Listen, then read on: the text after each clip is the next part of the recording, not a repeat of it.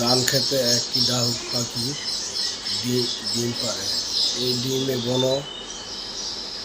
বনমরগের কারণে এই ডিমে ধান খেতে গিয়ে তাও দিতে পারে না, তাই মা পাখিটি খুব জিদ করে ডিমগুলিকে নষ্ট করে ফেলতে চায়।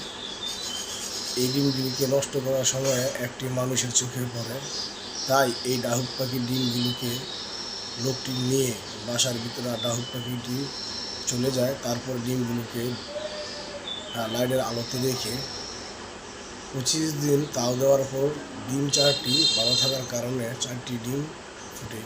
এই ভিডিওটি দেখেন, লোকটি ডিম 4টিকে নিয়ে যাচ্ছে, তারপর এই ডিম নিয়ে লাইটের উপর উষ্ণ স্থানে রেখে ডিমগুলোকে ফুটায়। এই চ্যানেলটি ভালো লাগলে অবশ্যই সাবস্ক্রাইব করে আপনাদের সাথে থাকবেন। এসব ভিডিও পেতে আমরা আপনাদের সাথে আছি, আপনারা লাইক দিন।